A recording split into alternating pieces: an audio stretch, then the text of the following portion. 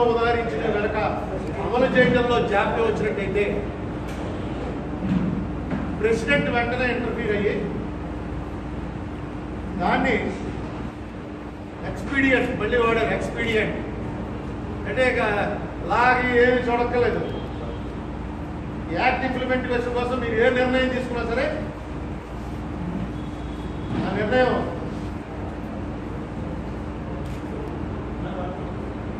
Section 6 of 2014 అంటే AP reorganisation act దీని ప్రకారం అది చెల్లుతుంది.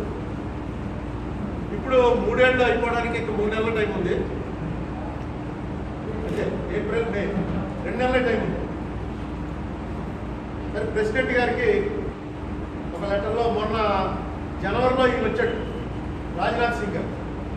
వచ్చినప్పుడు మీరు అడిగారు ఏమంటే చాలా చట్టంలో ఉన్నా కూడా చాలా అమలు అవ్వట్లేదు, ఏం చేయబోతున్నారని అడిగితే ఆయన జస్ట్ ఏమన్నాడంటే we will try our best to resolve all these problems by mutual dialogue అన్నాడు. అంతే తప్ప యాక్ట్ ఇంప్లిమెంటేషన్ అన్నది ఖచ్చితంగా చేసి తీరాలి కాన్స్టిట్యూషనల్గా అలా ఎలా కుదురుతుందన్నమాట ఆయన అలా రాజకీయ కారణాలు అయి ఉండొచ్చు. ఇది ఊహించే బహుశా ఈ 108 పెట్టుకుంటారు. దీని ప్రకారం మనకి జరుగుతున్నటువంటి అతిపెద్ద నష్టం ఏంటంటే షెడ్యూల్ 9 షెడ్యూల్ 10లో సెక్షన్ 68-71 ప్రకారం షెడ్యూల్ 9లో మనం ఆంధ్రప్రదేశ్గా ఉన్నప్పుడు అనేక వ్యాపారాలు చేసాం. అంటే గవర్నమెంటే వ్యాపారాలు చేసింది. ఆ వ్యాపారాల్లో ఆంధ్రప్రదేశ్ ప్రజలందరూ కూడా share holders. Seeds development, agro industrial, ware housing, civil supply, Genco, Transco, Singareni, నెరట్ క్యాప్, forest development, film development, RTC, Andhra medical corporation, ఇలాంటివి ఎన్ని ఉన్నాయంటే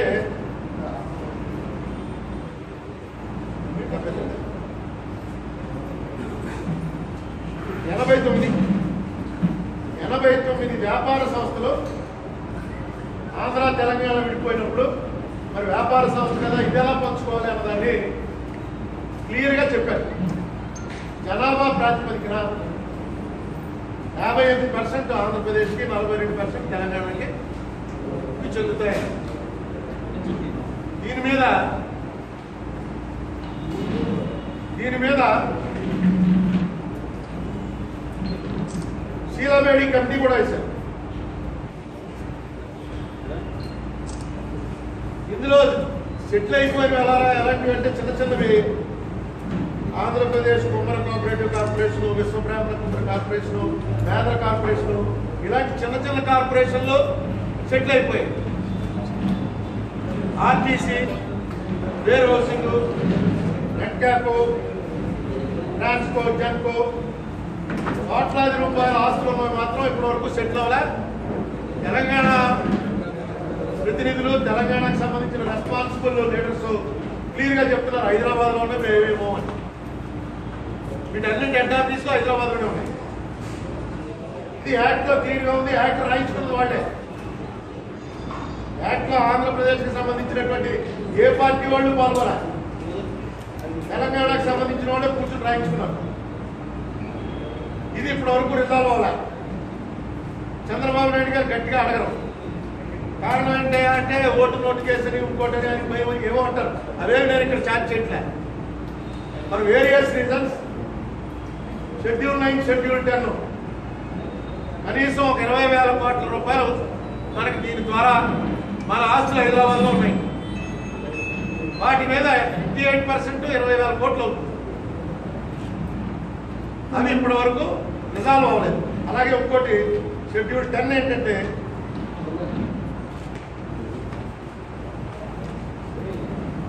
షెడ్యూల్ 9లో ఇవన్నీ బిజినెస్, షెడ్యూల్ 10లో ఇన్స్టిట్యూషన్స్, కోఆపరేటివ్ యూనియన్లు, circle for backward classes, environment protection training and research institute, Andhra Pradesh urban services for the poor, Urdu academy, ఇలాంటి ఇన్స్టిట్యూషన్స్లో కూడా మనకి 58% ఉంది. ఇవి 107 ఇన్స్టిట్యూషన్స్ ఉన్నాయి. 371D అప్లై చేస్తూ సెక్షన్ 95 ప్రకారం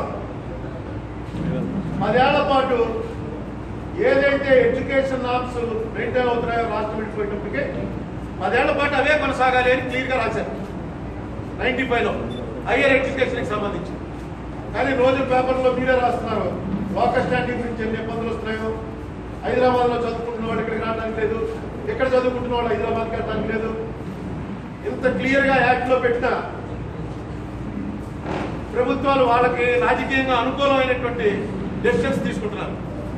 చట్టం ఏర్పడిన తర్వాత ఆ రకంగా తీసుకోవడానికి లేదు. 3 ఏళ్ళు అయిపోతుంది కానీ ఇవేవి ఇవాళకి డిసైడ్ అవ్వాలి. దీని మీద ప్రెసిడెంట్ గారికి కూడా ఇంక 2 నెలలే టైం ఉంది. అందుకని ప్రెసిడెంట్ గారికి రాయటం జరిగింది. దీని మీద మన ఆంధ్రప్రదేశ్కి సంబంధించినటువంటి ఎంపీలందరికీ కూడా ఇది పంపించడం జరిగింది. వాళ్ళని దీన్ని పర్సూ చేసి ఈ యాక్ట్ ఇంప్లిమెంట్ చేయమనే. స్పెషల్ కేటగిరీ స్టేటస్ అనేది యాక్ట్లో లేదంటున్నారు. యాక్ట్లో ఉన్నవి అమలు చేయాలిగా. యాక్ట్లో ఉన్నవి అమలు చేయరు, యాక్ట్లో లేవు కాబట్టి అవి అమలు చేయట్లేదంట. మీకు మొన్న ఎవరో ప్రశ్న అడిగితే రైల్వే జోన్ గురించి ఏమని రిప్లై చేశారంటే ఫీజిబిలిటీ సర్వే చేయమని ఇచ్చాం, దానికి టైం లిమిట్ లేదు. అంటే ఎప్పటికి వాళ్ళు ఇస్తారో తెలియదు. తీసి పక్కన పెట్టేశారు, రైల్వే జోన్ తీసి పక్కన మారేశారు. అలాగే ఏమొస్తుందా మనకి స్పెషల్ కేటగిరీ స్టేటస్ ఇస్తే ఏమొస్తుంది అని డైరెక్ట్గా వచ్చి చంద్రబాబు నాయుడు గారు, సుజనా చౌదరి గారు అడుగుతున్నారు. ఒక్కసారి రిజర్వ్ బ్యాంక్ టేబుల్లోకి వెళ్ళండి. రిజర్వ్ బ్యాంక్ వెబ్సైట్లోకి వెళ్తే టేబుల్ వేశారు. ఆ టేబుల్లో ఏ రాష్ట్రానికి ఎంత ఇచ్చాం అని క్లియర్గా ఉంది. స్పెషల్ కేటగిరీ స్టేటస్ ఉన్నటువంటి 11 రాష్ట్రాల జనాభా 7,56,00,000. వాళ్ళకి 2015-16 సంవత్సరంలో 1,50,860 కోట్ల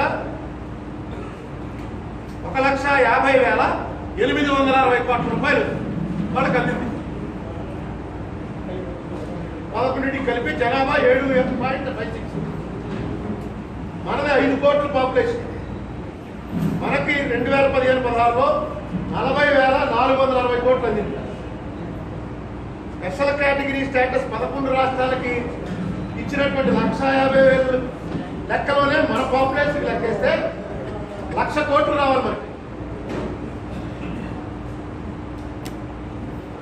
ఇదే ట్యాక్స్ ఇన్సెంటివ్స్ కాదు, ఇంకోటి కాదు. రిజర్వ్ బ్యాంక్ కూడా వేసినటువంటి దాంట్లో ఏ రాష్ట్రానికి ఎంత ఇచ్చామన్న దాంట్లో క్లియర్గా ఇచ్చారు. సరే మనకి కాసేపు ఎందుకు వస్తుందంటారు, అవసరం ఏంటంటారు, అది అడగడానికి వీలు లేనటువంటి పరిస్థితులు తీసుకొచ్చేస్తున్నారు. ఎందుకంటే ఇవాళ భారతదేశంలో ఎక్కడా లేనంత జీడిపి గ్రోత్ ఆంధ్రప్రదేశ్లో ఉందని. బిజినెస్ చేయడానికి ఇక్కడ వచ్చి జనం మేదడిపోతున్నారు, కిలోనే పడిపోతున్నారు. నిన్ననే చంద్రబాబు నాయుడు గారు మళ్ళీ ఇంకో అవార్డు తీసుకున్నారు. నిజంగా ఆంధ్రప్రదేశ్ విడిపోయిన 3 ఏళ్లలో భారతదేశం మొత్తం మీద అగ్రగామిగా వచ్చేస్తే ఎందుకు మనం ఆడడం? మళ్ళీ అన్యాయం చేశారు. మళ్ళీ అదే చంద్రబాబు నాయుడు గారు అంటారు తీరని అన్యాయం చేశారు. మళ్ళీ ఏం జరుగుతుందో ఏమి అర్థం అన్నటువంటి మాయలో పెట్టారు.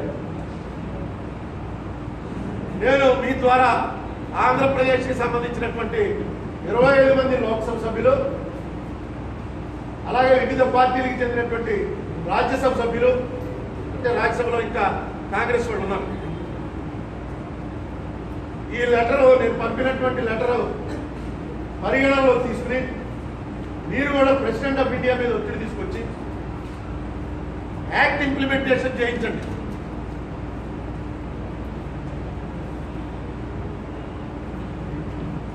అది కూడా చేయించలేకపోతే, కనీసం ప్రయత్నం కూడా చేయకపోతే భావితరాలు క్షమించవు. నేను ఇంత ముందు కూడా చెప్పాను, అదొకటే నాకు అర్థం కాదు. ఇవాళ వరకు ప్రభుత్వం దాని మీద నేను ఏమన్నా అసెంబ్లీలో ఏమన్నా స్పందిస్తారేమో అని చూశాను. అసెంబ్లీలో కూడా ఏం కనబడలే. జనరల్గా అసలు జీడిపి పెరిగితే మనకేంటి లాభం? జీడిపి పెరిగింది లెక్కలు చెప్తారు. ఏంటి సామాన్య మానవుడికి లాభం? జీడిపి పెరిగితే స్టేట్ రెవెన్యూ పెరుగుతుంది.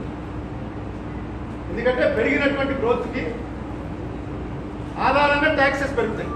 ఇన్కమ్ పెరుగుతుంది. అది అసలు జీడిపి గ్రోత్ అనేది మనం ఎందుకు లెక్క వేసుకుంటామంటే, దేశం అభివృద్ధి చెంది జీడిపి అభివృద్ధి చెందుతుంటే ప్రభుత్వాలకు వచ్చే రెవెన్యూ పెరిగితే ప్రభుత్వాలు పేదల కోసం పెట్టే ఖర్చు కూడా పెరుగుతుంది, పేదరిక నిర్మూలన జరుగుతుంది. మన ఆంధ్రప్రదేశ్లో ఒక విచిత్రమైనటువంటి లెక్క చెప్తున్నారు. జీడిపి పెరుగుతుంది, రెవెన్యూ తగ్గిపోతుంది. ఈ థీరీ ఏంటో మన ఇంతకుముందు 2 సార్లు మిమ్మల్ని మీ ఎదుర్కొన్న అడిగాను. ఈ థీరీ ఏంటో చెప్పండి. ఇండియా మొత్తం మీద ఈవేళ ఆంధ్రప్రదేశ్ డబుల్ డిజిట్ గ్రోత్ లోకి వచ్చేసింది. ఇండియా అంతా 7% ఉంటే మనం 11-12లో పెరిగిపోయాం. అంటే 100 రూపాయలు 2014లో ఉంటే ఈ ప్రభుత్వం వచ్చే టైంకి 2015కి 111 అయింది, 2016కి 125 అయింది. అంటే మళ్ళీ 11 మీద కూడా కట్టాలి కదా, 11% పెరిగిపోతుంది. ఇంకో 4 ఏళ్లలో 200%, 100 రూపాయలు 200 అయిపోతుంది. మంచిదే, కానీ 100 రూపాయలు 200 అయిపోయి గవర్నమెంట్ రావాల్సిన రెవెన్యూ 100 రూపాయలు 50 రూపాయలు అయిపోతే ఈ లెక్క ఏంటో చెప్పాలి కదా ప్రజలకు అర్థమయ్యేలాగా. లేకపోతే ఇది పట్టిసీమ లెక్కలాగే ఉంటుంది.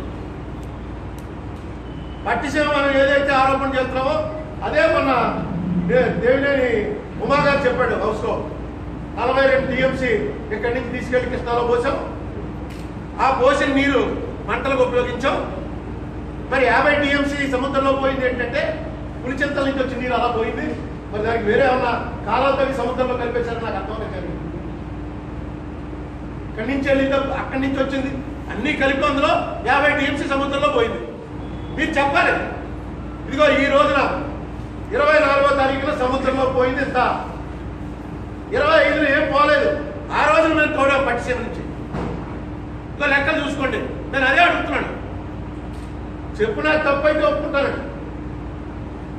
ముచ్చే చౌదరి గారు అంటాడు, అక్కడికి కృష్ణా బ్యారేజ్ దగ్గరికి వస్తే బాగుతారు. ఈ మాట చెప్పా ఉంటాను, అక్కడే నేర్చుకుందామా? కృష్ణా బ్యారేజ్ దాకా ఎందుకు బాధించాలంటే మీకు అలవాటే, ఇక్కడే బాధించవచ్చు. నిన్ను బాధించలేదా ఇక్కడ కమాల్ చెరువు దగ్గర? నేను మళ్ళీ కృష్ణా బ్యారేజ్ ఎక్కడికి ఎందుకు? బాధించడానికి కాదు, ఇవి ప్రజల్ని బాధించకుండా ఉండడానికి. 1600 కోట్ల రూపాయలు ఖర్చు పెట్టి కట్టినటువంటిది నిష్ప్రయోజనం, నిరర్థకమైన ప్రాజెక్టు అని నేను అంకెలతో సహా చెప్తుంటే దానికి సమాధానం చెప్పాలి. నేను ఏ పార్టీకి చెందినవాడిని కాదు. నా మాట వల్ల ఎవరికి ప్రయోజనం లేదు, ఎవరికి నష్టం లేదు. ఒకవేళ నా తప్పు అనుకోండి, వెంటనే చెప్తాను నా లెక్క తప్పయ్యా, నీ వాడే ఇచ్చిన లెక్కలే ఇవి. ఎందుకంటే నేను లెక్కలేసే గణిత శాస్త్రజ్ఞుడిని కాదు, నేను టెక్నీషియన్ని కాదు. రైట్ టు ఇన్ఫర్మేషన్ కింద పట్టిసీమలో ఏ రోజున ఎంతెంత తోడారో తీసుకున్నాం. కృష్ణా బ్యారేజ్ దగ్గర ఏ రోజున ఎంత సముద్రంలో పోయింది అది తీసుకున్నాం. ఈ రెండు చూసి లెక్కేసాం. లెక్కేసి తోడిందండి సముద్రంలో పోయింది. నా లెక్క తప్పైనా చెప్పది. అసెంబ్లీలో ఏమన్నా సమాధానాలు దొరుకుతాయేమో చూస్తే అసెంబ్లీలో అసలు ఏం జరుగుతుందో ఎవరికి అర్థం అట్లా. నిన్న సడన్ గా సినిమా చూపించేస్తున్నారు స్పీకర్ గారు. వెనకాల స్క్రీన్ మీద ఆయన పాతవి. నాకు తెలిసి మరి ఏదో బిజినెస్ ముందు ఎలా డిసైడ్ చేస్తారు, ఎజెండా డిసైడ్ చేస్తారు, ఆ ఎజెండా ప్రకారం సభ నడుస్తుంది అనేది ఒక పద్ధతిగా వస్తుంది ఇంతకాలం. కానీ సడన్ గా నిన్న మరి స్పీకర్ గారికి ఎందుకు చూపించాలనిపించిందో అది తీసి ఆ స్క్రీన్ ఉంది, పెద్ద స్క్రీన్ మీద చూపించేస్తారు.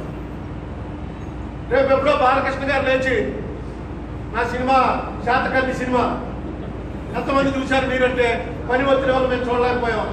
మరి అమరావతికి సంబంధించింది కాబట్టి మెజార్టీ నిర్ణయం తీసుకోండి, వెంటనే అందరూ ఏ సినిమా చూపించాలంటారు. సినిమా చూపిస్తారంట. స్క్రీన్ అందుకే పెట్టుకున్నారంట. అసలు ఏమన్నా నిన్న సంబంధం ఉందండి? అసలు ముఖ్యమంత్రి గారు లేచి వాగ్దానం చెప్తుంటే స్పీకర్ చైర్లో స్పీకర్ గారు లేచి దాన్ని ఫాలో అవుతారా? ఆ సభలో ఈ ప్రమాణాలు ఏంటి? ఏం మాజీ గవర్నమెంటా? ఏం మళ్ళీ అపోజిషన్ రాగానే మళ్ళీ మొదలెట్టారు. ఎందుకంటే అటెన్షన్ కూడా చేయించాలి. ఎంత డ్రామా అయిపోయిందంటే అసెంబ్లీలో చూస్తుంటే ఏదైనా సబ్జెక్టుకి సమాధానం వస్తుందంటే ఇంత పేలవంగా తయారు చేశారు అసెంబ్లీ. ఇప్పుడేదో మళ్ళీ నిన్న జగన్మోహన్ రెడ్డి చెప్పాడు స్పీకర్ మీద పెడుతున్నాను అవిశ్వాస తీర్మానం. ఈసారన్నా కాన్స్టిట్యూషన్ చదివి పెట్టండి. నేను అదే ఇంతకుముందు చెప్పాను. స్పీకర్ మీద అవిశ్వాస తీర్మానం పెడితే 2 వారాలు గడువు ఇచ్చి తీరాలి. అది రాజ్యాంగం. 354, 55, 56 ఆర్టికల్ 94 ప్రకారం లోక్సభలో ఏ స్పీకర్ మీదన్నా సరే అవిశ్వాస తీర్మానం పెడితే ముఖ్యమంత్రి మీద ప్రభుత్వం మీద పెట్టినట్టు కాదు. ఇది ఆవేళ సభలో ఎంతమంది ఉంటే అంతమంది కొట్టేద్దాం. ఖచ్చితంగా 2 వారాలు టైం ఇచ్చి తీరాలి అని రాజ్యాంగంలో పెట్టారు. పెడుతూ స్పీకర్ గొప్పతనం గురించి రాజ్యాంగం డిబేట్స్ లో చదివితే సిగ్గేస్తుంది మనకి. స్పీకర్ అన్నవాడు ఎలాంటి వాడంటే ఒక జడ్జి అక్కడ కూర్చున్నాడు క్లియర్గా. అందుకే హౌస్ అంతా కల్పించాలి తప్ప ఆవేళ హౌస్ లో ఉన్నవాడు సరిపోరు. స్పీకర్నే దించవలసి వస్తే హౌస్ అంతా ఉండాలి అని ఆ రోజుల్లో 50s లో మొత్తం పార్లమెంట్ సమావేశం అవ్వాలంటే ఎక్కడెక్కడి నుంచో రైళ్లలో రావాలి కాబట్టి ఎంపీలు 2 వారాలు టైం అని ఇచ్చారు. ఈవేళ మొన్న జరిగింది స్పీకర్ మీద అవిశ్వాస తీర్మానం. యనమల రామకృష్ణ గారు లేచారు. లేచి 2 వారాల టైం అన్నది ఆ రూల్ ని సస్పెండ్ చేయమని నేను ప్రతిపాదిస్తున్నాను అన్నాడు. అనగానే సభ ఆమోదించింది. ఈవేళ ఓటింగ్ అన్నాడు. కాన్స్టిట్యూషన్ ని బైపాస్ చేయడానికి అసెంబ్లీకి కానీ పార్లమెంట్ కానీ రైట్ లేదు. 2/3 మెజారిటీ ఉంటేనే రైట్ ఉంది. వీడు ఉత్తరే బైపాస్ చేస్తారు. యనమల రామకృష్ణ గారు అన్నాడు స్పీకర్ గా చేసిన అన్ని రూల్స్ తెలిసి రోజు రూల్స్ మాట్లాడే మనిషి అసెంబ్లీలో ఆ రూల్ సస్పెండ్ చేయండి అని ఎవరన్నా సభ్యుడు లేచి ప్రతిపాదించాలంటే వాడు అసెంబ్లీ సభ్యుడు అయి ఉండాలి. ఈయన అసెంబ్లీ సభ్యుడు కాదు. ఈయన ప్రతిపాదించాడు, కొట్టేశారు. సాయంకాలం అయిపోయింది స్పీకర్ మీద అవిశ్వాస తీర్మానం. ఈసారన్నా సరైన పద్ధతిలో అవిశ్వాస తీర్మానం పెట్టండి. నెగ్గడం కోసం కాదు అవిశ్వాస తీర్మానం. ఏం చేసినా వీళ్ళు నెగ్గరం. ఎక్స్పోజ్ చేయండి. జరుగుతున్నవన్నీ కూడా ఎక్స్పోజ్ చేయండి. ఒక చట్టం, ఒక రాజ్యాంగం పద్ధతి ప్రకారం హౌస్ నడవాలనుకున్నప్పుడు దానికి వ్యతిరేకంగా నడుస్తుంటే దాన్ని ప్రజల ముందు ఎక్స్పోజ్ చేయండి. ఎందుకు మీరు వాళ్ళు అరుస్తుంటే మీరు ఎందుకు అరుస్తారు? సభ అన్నది ఎప్పుడు కూడా అపోజిషన్ వాడుకోవాలి. రూలింగ్ పార్టీకి ఎప్పుడు సభ ఎట్టయితే అపోజిషన్ దాన్ని ఎక్స్ప్లాయిట్ చేయాలి. ఈ పాయింట్ నుండి నిన్న అగ్రిగోల్డ్ లాంటి ఇష్యూలో అందరికీ తెలుసు. అగ్రిగోల్డ్ ఇష్యూ రాజమండ్రి వాళ్ళకి బాగా తెలుసు. ఎందుకంటే మనకి సంబంధించిన ప్రజాప్రతినిధులు కూడా అందులో ఇన్వాల్వ్ అయ్యారని చాలా పెద్ద టాక్ రన్ అయింది. ఏంటి దాంట్లో మీరు చేయబోతున్నారు అన్నది స్కిప్ అవడానికి రూలింగ్ పార్టీ ట్రై చేస్తుంది. సహజం అది. మీరెందుకు దానికి అవకాశం ఇస్తారు? నాకు తెలిసి సభ నడిచే పద్ధతిలో ఎప్పుడైనా సరే స్పీకర్ అంటూ లేచి నిలబడితే అందరూ కూర్చోవాలి. కూర్చోకపోతే స్పీకర్ చెప్తాడు, I am on my legs, I name you. Name you అంటే పేరు కానీ స్పీకర్ చెప్పి ఏంటి నువ్వేం చేస్తున్నావు అని అంటే అది రికార్డ్ అవుతుంది. అది రికార్డ్ అయితే చాలా అవమానం. సభా సాంప్రదాయాల్ని పూర్తిగా అతిక్రమించినటువంటి వ్యక్తిగా నేమ్ యూ అంటే చాలు. ఈవేళ స్పీకర్ గారు లేచి నిలబడి ఆయన కూడా ప్రమాణం తీసుకుంటాడు. ముఖ్యమంత్రి గారు ప్రమాణం చేయించడం ఏంటి? స్పీకర్ అంతగా చేయించాలి సభలో అంటే ఎజెండాలో పెట్టి స్పీకర్కి ఇవ్వాలి. స్పీకర్ చేయించాలి అంత చేత. అప్పుడు అపోజిషన్ వాళ్ళు చేయలేదండి, వైలేషన్ అవుతుంది. వీడు ముఖ్యమంత్రి గారు లేవడం ఏంటి, స్పీకర్ లేచుకోవడం ఏంటి, ఆ ప్రమాణం ఏంటి? ఒక్క నీటి పట్టు వృధా చేయను. ఏదో మనం రోజు పేపర్లో చూస్తుంటాం, తల్లిదండ్రులను ప్రేమించము, పెద్దలను గౌరవించము, మళ్ళీ మళ్ళీ ప్రమాణం చేయించాలా అంటే ఇన్నాళ్ళు కూడా మనం పాటించట్లేదు అనమాట. ఇందుక హౌస్ టైము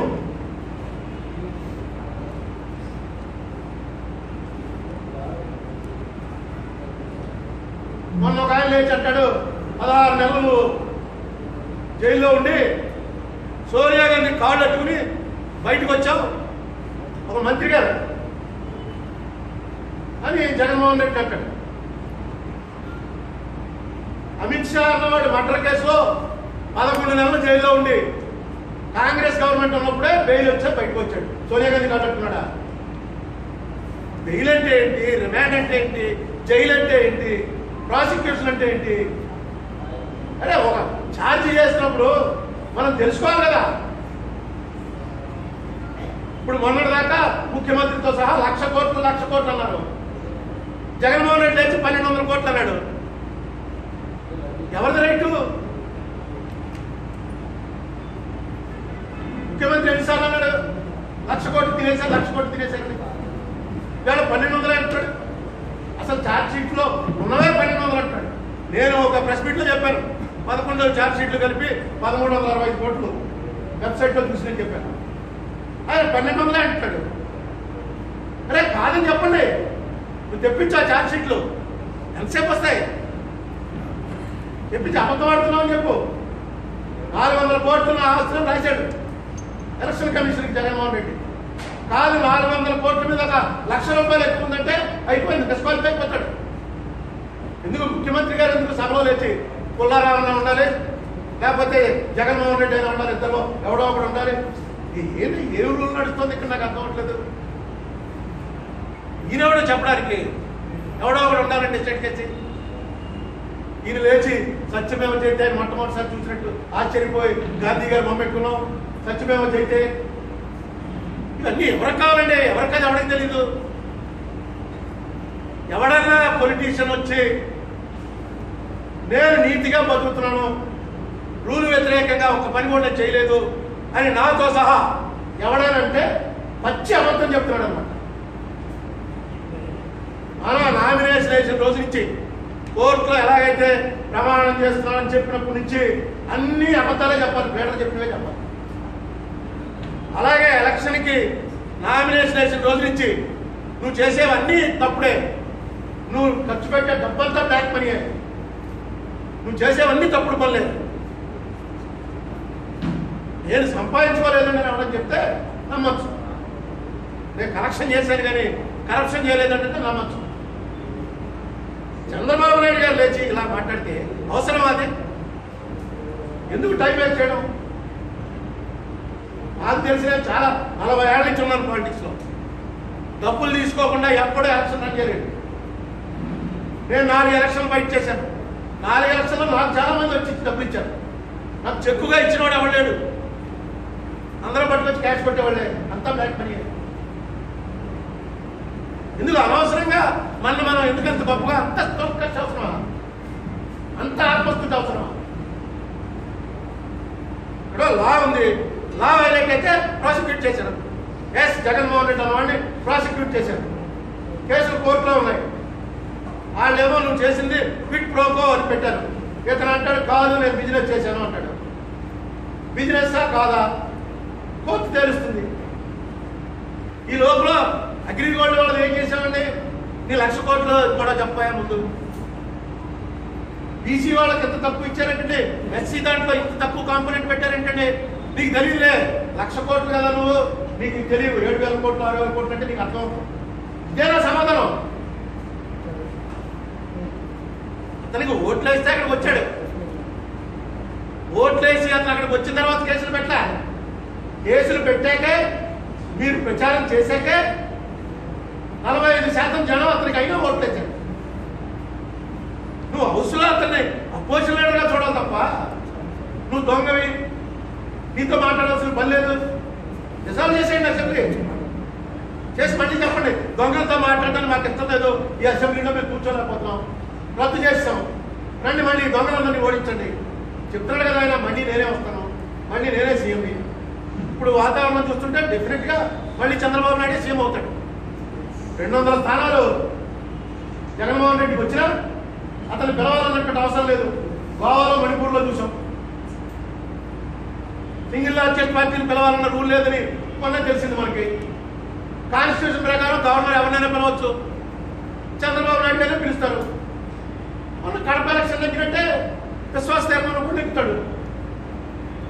కడప ఎలక్షన్ చూశాక డైరెక్ట్గా వీళ్ళ తాలూకా ఎంపీటీసీలు అందరూ వెళ్ళి ఓటేస్తారు. వీళ్ళ ఎమ్మెల్యేలు అందరూ వెళ్ళిపోతారు. వాళ్ళందరూ వచ్చి పవిత్ర గంగలో మునిగారని చెప్పి చంద్రబాబు గారు చెప్తారు. ఓ పక్కన చూపిస్తూ ఉంటాడు టీవీలో, సగం టీవీలో రేవంత్ రెడ్డి గారు వీళ్ళందరూ వెళ్ళి ఎలక్షన్ కమిషన్ ఫిర్యాదు చేస్తుంటారు. పార్టీ ఫిరాయించిన వాళ్ళందరినీ వెంటనే సస్పెండ్ చేయాలి, ఎందుకు చేయట్లేదు, టీఆర్ఎస్ లో వాళ్ళందరినీ తీసేయండి, అదో సగం ఇదో సగం. పోనీ అది కాశ్మీర్లోను ఇది కన్యాకుమారిలో అయితే చూడలే భాషలు తేడాలి. ఈ తెలంగాణలో ఇది ఆంధ్రప్రదేశ్లో ఛానల్స్ అదే, అక్కడో రూలు ఇక్కడో రూలు. ఎందుకు ఇంత హాస్యాస్పదంగా అసెంబ్లీని తయారు చేశారో అర్థం అవట్లేదు.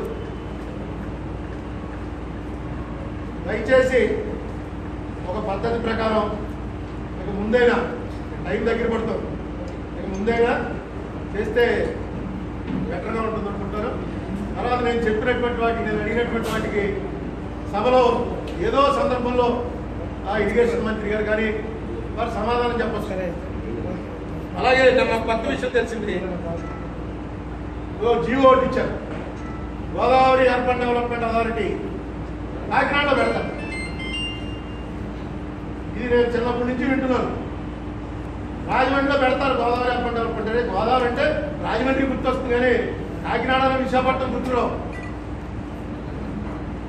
రాజమండ్రి వదిలేసి గోదావరి అర్బన్ డెవలప్మెంట్ అథారిటీ కాకినాడలో పెట్టి దాంట్లో ఏమేమి తీసుకొస్తున్నారు అంటే రాజమండ్రి కాకినాడ ఈ రెండే, అమలాపురం రాజమండ్రి,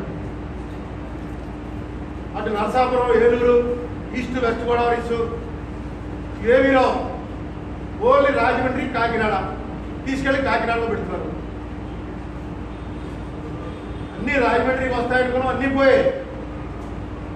కనీసం ఏదో ఈ ఆఫీస్ ఉందనుకోండి, ఆ ఆఫీస్లో ఎవడో మనకు తెలిసిన వాడు వస్తాడు.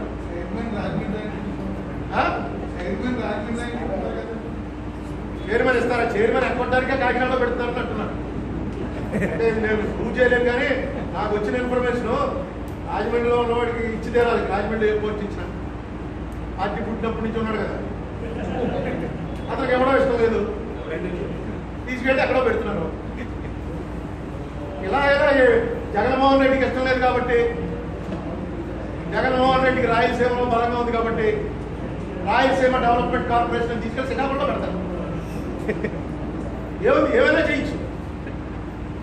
ఏమన్నా అంటే మీరు దొంగలు. నిన్న ఇంకొక ఎమ్మెల్యే గారు అంటాడు, సోషల్ మీడియాలో చాలా దారుణంగా వచ్చేస్తున్నాయండి. సోషల్ మీడియా బీజేపీ ఎమ్మెల్యే గారు, అసలు సోషల్ మీడియా లేకపోతే మోడీ ఉన్నాడా? సరే ఇది చూడండి, అసలు మోడీ గురించి ఏ రకంగా సోషల్ మీడియాలో ప్రచారం జరుగుతుంది. మోడీ గవర్నమెంట్ రావడానికి అట్లీస్ట్ 25% సోషల్ మీడియా రెస్పాన్సిబిలిటీ. అది ఎవరో మనకు కావాల్సిన మీద సోషల్ మీడియాలో యాంటీగా వచ్చినంతకాలం ఒకసారి ఎప్పుడైనా మీరు వెళ్ళి నా పేరు కొట్టండి, మంచి బూతులు ఉంటాయి. నా గురించి మంచిగా రాసేవాడు ఒకడుంటే చండాలంగా రాసేవాడు 9 ఉంటారు. ఎందుకంటే కంప్యూటర్ ఉన్న వాళ్ళలో ఎక్కువ మందిగా శత్రువులు ఉన్నారనమాట. అంత మాత్రాన్ని సోషల్ మీడియా మొత్తం బ్యాట్ అయిపోతుందా? సోషల్ మీడియా అరికట్టాలి, సాక్షి మూసేయాలి. ఒక్కసారికే ఇలా అయిపోతే ఎన్నేళ్ల నుంచి కాంగ్రెస్ చావగొట్టు వదిలేశారు మనం. మీకు ఎప్పుడో ఇంకో దాంట్లో చూపిస్తాను, తేడా మర్చిపోయాడు. 2009 ఎలక్షన్లో ఈనాడు పేపర్లో ప్రతి కాన్స్టిట్యున్సీ అభ్యర్థులు ఎవరెవరు అభ్యర్థులని ఫోటోలు వేసి వాళ్ళ జీవిత చరిత్రలు రాసి వీళ్ళంతా రేసులో ఉన్నారని రోజుకొకటి చేసేవారు. ఒకరోజు రాజమండ్రి పార్లమెంట్ నియోజకవర్గం వేశారు. వేసి మురళీమోహన్, కృష్ణంరాజు, సోము వీర్రాజు. నేను లేదు, అసలు నా పేరే లేదు, అసలు నేను అభ్యర్థినే కాదు. ఇష్టం, మనం ఏం చేస్తాం? పేపర్ వాళ్ళదే, వాళ్ళ ఉద్దేశంలో నేను అభ్యర్థినే కాదు, నేను రేసులో లేను, వేయలేదు. దానికి మనం ఏం చేయగలము? నేను దగ్గర కాబట్టి ఈనాడు తప్పని అనుకునేవాళ్ళు అనుకుంటారు. లేదు, ఈనాడు ఆయన గొడవ ఉంది కాబట్టి వేయలేదు అనుకుంటారు. పేపర్ మనం ఆదేశించగలమా నువ్వు ఇది వేయని? పేపర్లో ఎవరో మేము చెప్తా ఉంటే ఎలా కుదురుతుంది? పేపర్లో తప్పు చేస్తే దానికి మళ్ళీ లాస్ ఉన్నాయి, యాక్ట్లు ఉన్నాయి, చట్టాలు ఉన్నాయి. ఆ చట్టం ప్రకారం ఊహించవచ్చు సాక్షిని. నువ్వు అసెంబ్లీలో ఏం చేయాల్సిన బాధ ఉంది? అంత బాధ ఎందుకు పట్టుకోరు నాకు అర్థం. ఏమీ లేదు, సాక్షి చదివితే ఎవరికైనా తెలుగుదేశం వారికి ఒకటే, అప్పీల్ చేస్తున్నాను. మీకు సాక్షి చదివి మనస్సు బాధ కలిగినప్పుడు వెంటనే ఈనాడు ఆంధ్రజ్యోతి చదవండి, ఆ బాధకు అదే ఉపశమనం.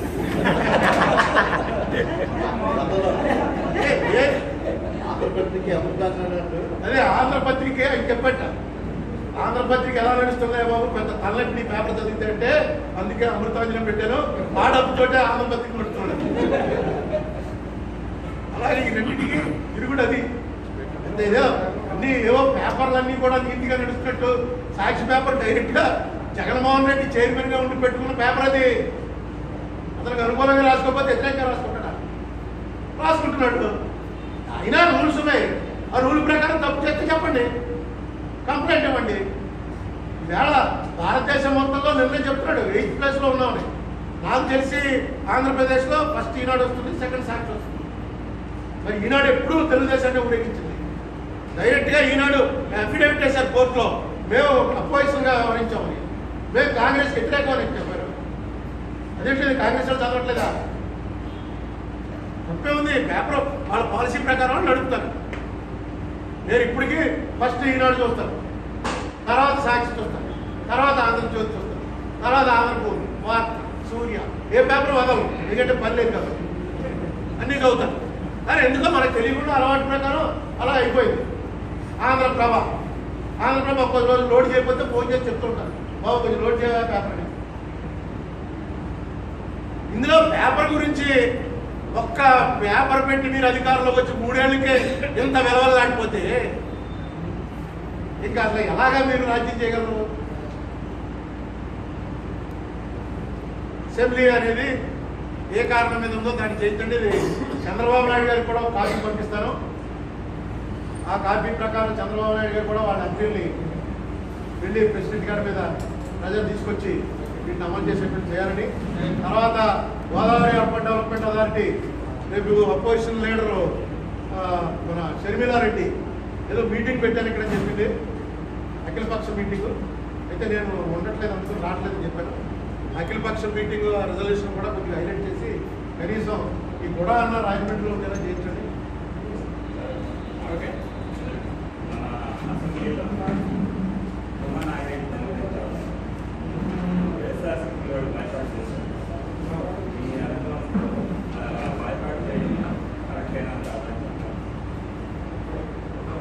బాయ్కాట్ చేయడం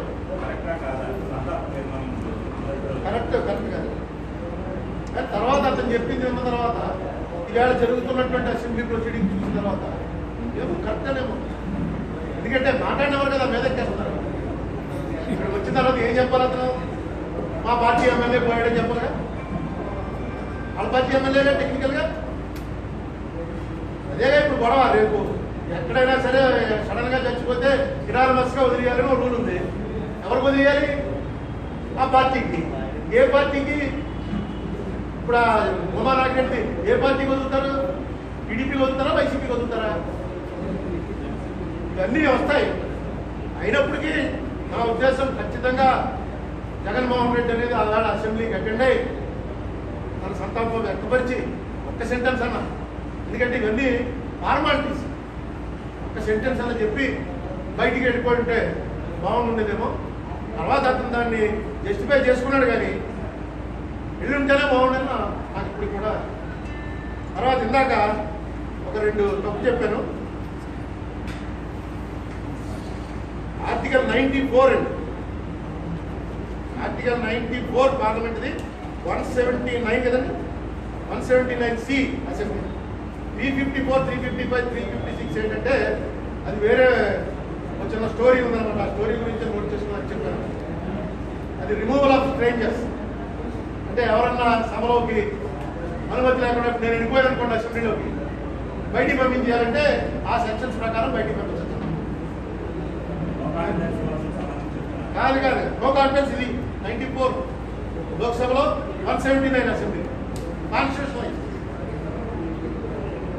ఇప్పుడు 2 సార్లు నేను అసెంబ్లీ పోటీ చేసి ఓడిపోయానండి. అసెంబ్లీలోకి వెళ్ళాలని కోరికతో ఉంది. చంద్రబాబు నాయుడు గారిని అడుగుతాం కదా, ఏమంటే నేను ఒకసారి అసెంబ్లీలో తీసుకెళ్ళాను అంటే మన ఉద్దేశం ఏంటి? ఎమ్మెల్యే చేయమని. ఆయన సరే రేపు రా అంటాడు. ఇది ఎక్కడ బాబు అని వెళ్తాం అమరావతి అంటే చెప్పి ఆయనతో పాటు అసెంబ్లీలో తీసుకెళ్ళిపోతాం. తీసుకెళ్ళిపోతే ఎవడో లేచి అంటాడు సెక్షన్ 354 ప్రకారం ఎలా వచ్చాడు అతను లోపలికి, రూల్ 354 వెంటనే అతను అరెస్ట్ చేయించండి అనగానే హనుమాన రామకృష్ణ గారు లేచి రూల్ 354ని సస్పెండ్ చేయమని కోరుతున్నాను అంటాడు. తెలుగుదేశం వాళ్ళంతా సస్పెండ్ చేస్తారంటారు. నేను ఎన్నో వస్తూ కూర్చోవచ్చు. అలాగే అసలు చంద్రబాబు నాయుడు గారిని కూడా కానీ అంత మాట్లాడితే వస్తారు హౌస్లోకి టక్కని దాన్ని సస్పెండ్ చేస్తారు. మన స్పీకర్ దానికే కాన్స్టిట్యూషన్ ఉన్నదాన్ని సస్పెండ్ చేసినట్టు ఏమైనా చేయగలరు. దానికి అది చెప్పడం మాత్రం రాసుకున్నాను మర్చిపోయిన దాకా ఆ ఆర్టికల్ ప్రకారం చెప్పాను. అసలు ఎంత అన్రూలీగా తయారైందంటే అసెంబ్లీ. స్పీకర్ గారు ఎలా ఎవడైనా లేచి మాట్లాడుతుంటే ఇలా చూస్తాడంతే అది చేయాలేస్తారు. లేదు పర్మిషన్ అలాగా ఒకడు మాట్లాడుతుంటే ఇంకోటి ల్యాప్టాప్ లేదు. ఆ పార్టీకి టైం కేటాయిస్తారు, ఆ టైం ప్రకారం జరగాలి. అలాగే నిన్న ఆయన సినిమా చూపించడానికి లేదు, అది బిజినెస్ అడ్వైజరీ కమిటీలో డిసైడ్ అవ్వాలి. డిసైడ్ అయిన తర్వాత సినిమా చూపించాలి. ఈయన ప్రమాణం చేయించడానికి లేదు, ఈయన ప్రమాణం చేసిన నోటీస్ ఇవ్వాలి. ఆ నోటీస్ అడ్మిట్ అవ్వాలి, అడ్మిట్ అయ్యి టైం పెట్టాలి. అరే అసలు ఏమీ లేదు వాడు ఇష్టం.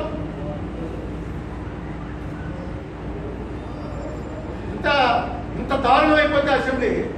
ఎందుకంటే నాకు చంద్రబాబు జగన్ అని కాదు, మనకున్నటువంటి వ్యవస్థల మీద ఎప్పుడైతే నమ్మకం పోతుందో ప్రజలకి ప్రజాస్వామ్యం మీద నమ్మకం పోయే ప్రమాదం ఉంది. అదే జరిగితే ఇండియా లాంటి కంట్రీలో చాలా భయంకరమైనటువంటి బీభత్సాలు జరుగుతాయి.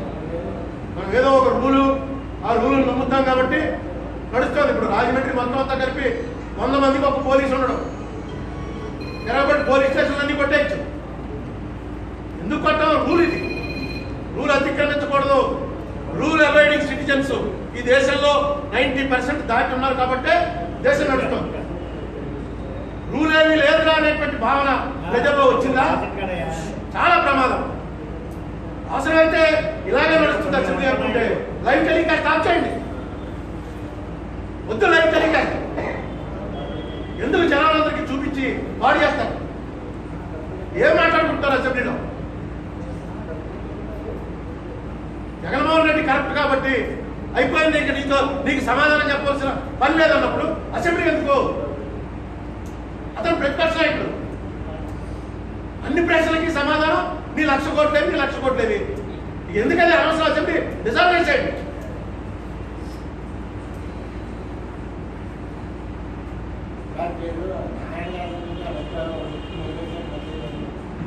నారాయణ గారి గురించి సంబంధించినటువంటి విషయాలన్నీ నా దగ్గర రెడీగా ఉన్నాయి.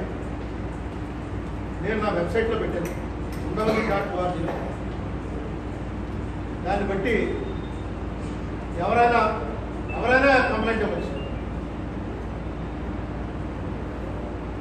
నాకు కొంతమంది విజ్ఞులు ఇచ్చిన సలహా ఏంటంటే, నువ్వు రాజకీయాల్లో జ్వరమించినట్టు అన్ని గొడవలు నువ్వే పెట్టుకోవడం ఎందుకు, నువ్వు పబ్లిక్ ఇన్ఫార్మ్ చేసావు. ఎవడైనా వచ్చి నాకు బాబు లీడర్గా నాకు నువ్వు ఉందని చెప్పి అడిగితే లీడర్గా ఉంటానని ఆలోచిస్తాను తప్ప నేను ఫిర్యాదీగా వ్యక్తిగతంగా ఎవరి మీదకి వెళ్ళాలనే ఉద్దేశం నాకు లేదు. డెఫినెట్గా ఎవరైనా వచ్చినట్టయితే మా దేశాయ్ గారితో వచ్చి మాట్లాడండి. ఆయన ఈ కేసు కూడా ఆయనే తయారు చేస్తారు. నేను ఎంత ఫీజు ఉంచుకో, ఫీజు పుచ్చుకునే నాకు ఇచ్చేవాడు ఎవడ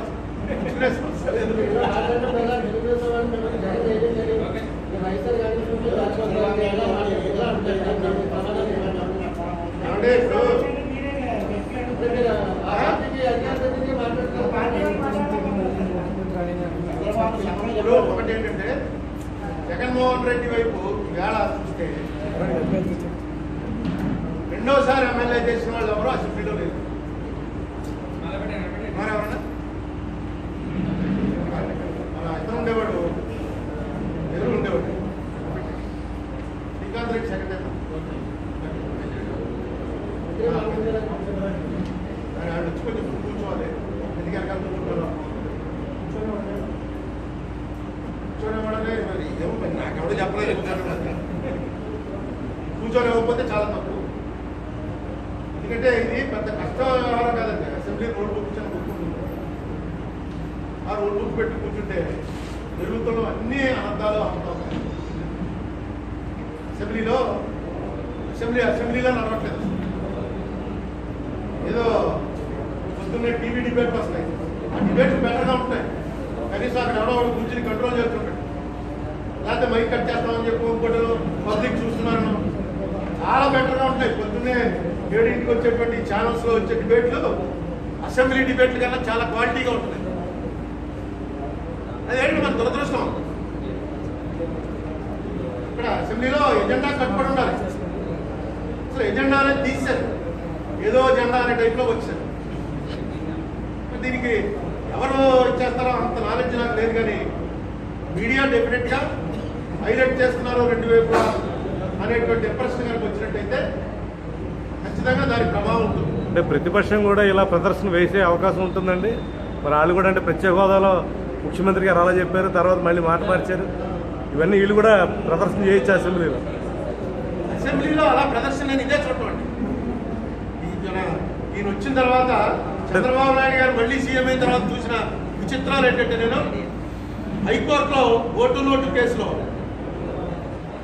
కోర్టు తలుపులు వేసేసి ఎవరిని రాలేవాళ్ళ, ఓన్లీ చంద్రబాబు నాయుడు గారు అడ్వకేటు, ఆడ రామకృష్ణారెడ్డి అడ్వకేటు, ఇద్దరే ఇక్కడ ఉండాలి, ఎవరో ఉండడానికి లేదని బయట పంపించేసి ఆడియో వీడియో రికార్డింగ్ పెట్టి ట్రయల్ చేసి తీర్పు చెప్పినటువంటి కేసు ఇండియాలో ఇప్పటి వరకు ఇది ఒకటే కేసు. నేను ఆశ్చర్యపోయాను, నాకు తెలియదు. అది నేను వెళ్ళిన తర్వాత నేను ఇంక్లూడ్ అయినప్పుడు వేసినప్పుడు నాకు తెలిసింది. ఏంటి ఇలా చేయొచ్చా అని డైరెక్ట్గా జడ్జి గారిని ఛాంబర్స్లో అడిగాను. అంటే ఇలా చేశారంటే ఇలా చేయొచ్చా మీరు అడిగారు. అంటే ఆయన రూల్ తీసి చూపించాడు. ఈ రూల్ ప్రకారం ఇప్పుడు వరకు ఎవడో వాడలేదనుకో అది వేరే విషయం, కానీ ఈ రూల్ ప్రకారం నేను ఇంప్లిమెంట్ చేశాను.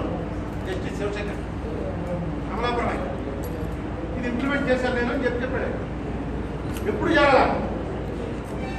అలాగే అసెంబ్లీలో సినిమా చూపించాం, ఆయనకి సంబంధించినవి. కోడెల శివప్రసాద్ గారు ఎస్ బాధపడి ఉండొచ్చు, నేను చూశాను. అయితే కోడెల శివప్రసాద్ గారు స్టార్టింగ్లో ఆడవాళ్ళని అవమానించినట్టుగా ఉంది, కానీ దాన్ని జస్టిఫై చేసుకున్నాడు. ఆయన మొత్తం వింటే ఖచ్చితంగా తర్వాత ఏమన్నాడంటే, ఇప్పుడు ఆడవాళ్ళంతా పబ్లిక్లోకి వచ్చేస్తున్నారు కాబట్టి, ఒంటింట్లోనే ఉండలేరు కాబట్టి, ఇలాంటి వాటిని ఎదుర్కోవడానికి ఏం చేయాలని కూడా ప్రిపేర్ అవ్వాలి, అవన్నీ కూడా చెప్పాడే. కానీ మొట్టమొదటి కారు షెడ్లో ఉంటే అసలు ఏ ప్రమాదం జరగదు అంటూ ప్రారంభించాడు. ఎవరికి ఏం కావాలో అదే వాడతారు. కట్ అండ్ పేస్ట్ అంటాడు. కట్ అండ్ పేస్ట్ ఏం లేదు. మొత్తం నిన్న ఆయన అది చూపించుకోవాలా అంటే ఆయనకి అవసరం కాబట్టి అది చూపించుకోవాలి. అవసరం అయిపోయిన చూపించుకుంటున్నారు. నువ్వు అనకపోతే నువ్వు తప్పనొచ్చు. నువ్వు అన్నమాట నిజం అయితే నువ్వు అన్నది వేరే మీనింగ్లో అన్నావు. ఎవరికి ఎంత కావాలో అంతే వాడుకుంటారు. ఇప్పుడేంటి పేపర్లు ఈనాడు పేపర్ వచ్చినప్పటి నుంచి అలాగే అవుతుంది. ఎవరికి ఎంత కావాలో అంతే వాడుకుంటారు. ఇప్పుడు చంద్రబాబు నాయుడు గారు అంత ఇది చెప్పారు, సత్యమేవ జయతే నీతి అంతా చెప్పారు. ఒక్కసారి అసెంబ్లీలో లేదు చెప్పనండి, ఓటు కేసులో ఆ వాయిస్ నాది కాదు అని చెప్పనండి. లేదు ఆ వాయిస్ నాదే, నేను అన్న దాంట్లో తప్పేంటి, నేను ఓటు ఫ్రీగా ఇవ్వమన్నాను, నేను మీవన్నీ కూడా నేను చూసుకుంటాను, మీ ఇంట్రెస్ట్ నేను కాపాడుతానంటే ఆన్లైన్ నీడ్స్ ఇంట్రెస్ట్. అదేంటి ఓటేస్తాను మాకన్న వాడికి ఫోన్లో మాట్లాడితే తప్ప చెప్పనండి. నేను ఇదే కోర్టులో కూడా ఆర్గ్యూ చేశాను. చెప్పాను, ఎందుకు చెప్పట్లేదు? మీరు చాలాసార్లు అడిగారు. ఏది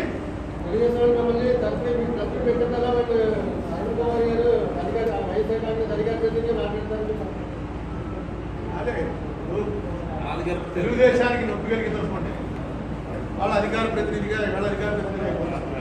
వీళ్ళకి నొప్పి కలిగిస్తే వాళ్ళ అధికార ప్రతినిధి కలిగింది. ఒకసారి విజయవాడలో మాట్లాడుతున్నాను, ఈ ఓటు నోటు కేసులోనే ఇప్పటి వరకు చూపించినటువంటి టీవీలో చూపించిన వాటిని బట్టి చంద్రబాబు నాయుడు ఈ కేసులో ఏమీ చేయలేరు.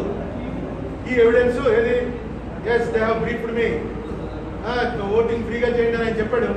ఆ వాయిస్లో ఆయన తప్పే మాట్లాడలేదు అని క్లియర్గా చెప్పాడు. చెప్పగానే అక్కడే ఉండి ఇప్పుడు తెలుగుదేశంలో పెట్టాడు ఆయన. ఆ వేళ అక్కడే ఉన్నటువంటి ఒక వైఎస్ఆర్సీపీ ఒక కాంగ్రెస్ నాయకుడు నాతో అన్నాడు, ఏంటి గురువు వెళ్ళిపోతున్నావు, చంద్రబాబు పార్టీలోకి అని అడిగాడు.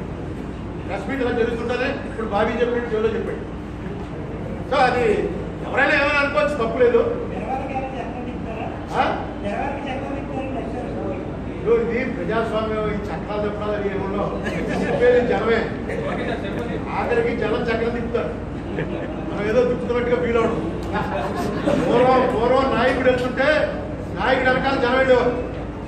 ఇప్పుడు జనం ఎట్టి వెళ్తున్నారో చూసుకుని పరిగెత్తుకెళ్ళి ఎవరి ముందు నిలబడతాడో వాడే నాయకుడు. అంటే వాడు వెనకాల ఎవడో ఉండడం, వెళ్తున్న డైరెక్షన్లో వీళ్ళు ముందు నడవాలన్నమాట. ఒక అప్పో వస్తుంది, ఓ వెనకాల చాలా మంది జనం ఉన్నారు, వాళ్ళు వెళ్తున్నారు, వీళ్ళు వెళ్ళి ముందు నిలబడతారు అంతే. అరుణ్ కుమార్ గారు అంటే బడ్జెట్ చూశారు కదా, ఏమనిపించింది బడ్జెట్ చూసాక? అదేనండి, ఇప్పుడు నిజంగా ఒక ఆంధ్రప్రదేశ్ రాష్ట్రం అనేది విడిపోవటం వల్ల మనకి చాలా నష్టం జరిగిందని నేను నమ్మాను. ఎందుకంటే కరెక్ట్గా యాక్ట్ జరగలేదు. ఆ నమ్మిన దాంట్లో ఇప్పుడు నష్టమే జరగలేదు. ఇండియా మొత్తంలో మనమే టాప్లో ఉన్నామంటున్నారు.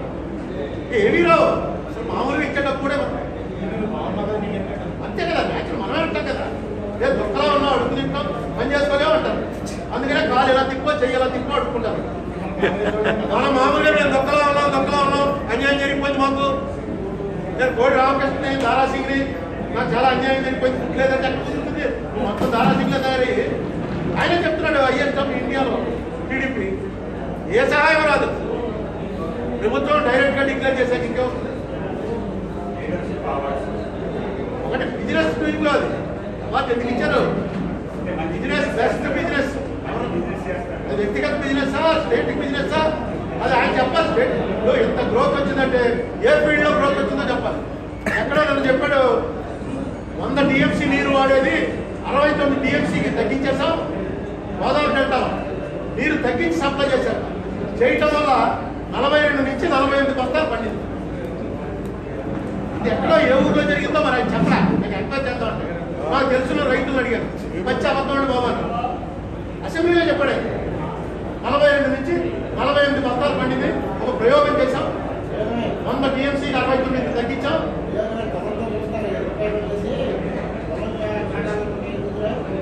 బస్తారా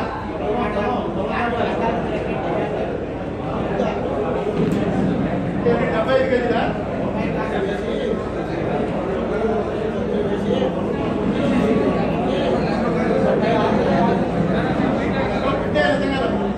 నిజంగా 42-45 వచ్చింది.